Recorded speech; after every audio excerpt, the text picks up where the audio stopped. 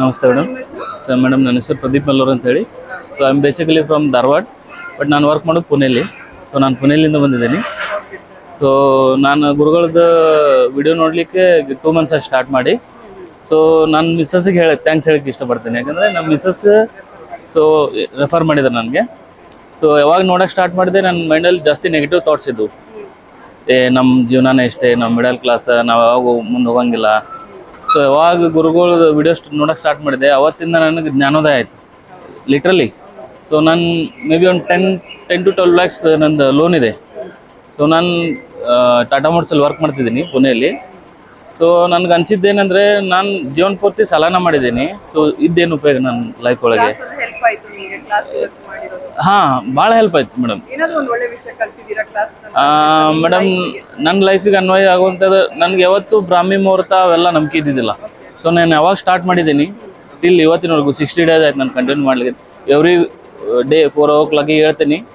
So affirmation ಮಾಡ್ತೀನಿ, ಆಮೇಲೆ ಇದು 9 minutes ಯೋಗ ಮಾಡ್ತೀನಿ, ಆಮೇಲೆ ಮಹಾಭಾರತ ಓದ್ತಿದ್ದೀನಿ. ಸೊ ಎವ್ರಿ ಡೇ ಭಾಳ ಇಂಪ್ರೂವ್ ಆಗಿದೆ. ಸೊ ನನ್ನೊಂದು ಗುರುಗಳ ಜೊತೆ ಪ್ಲ್ಯಾನ್ ಇದೆ. ಸೊ ನನ್ನ ಬಿಸ್ನೆಸ್ ಪ್ಲ್ಯಾನ್ ಇದೆ. Yes yes yes okay.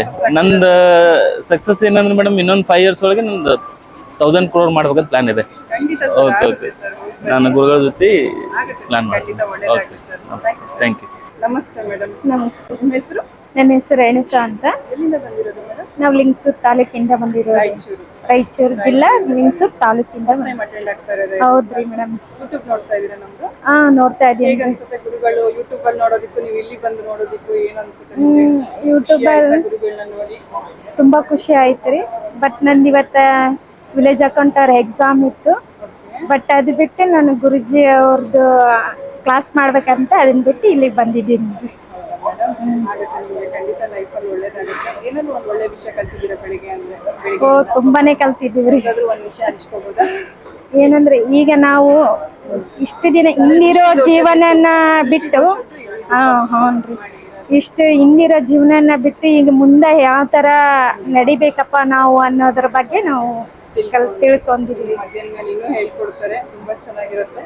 So class ಕೇಳಿ ಒಳ್ಳೇದಾಗ್ಲಿ ಮೇಡಮ್, ಚೆನ್ನಾಗಾಗಿ. Thank you.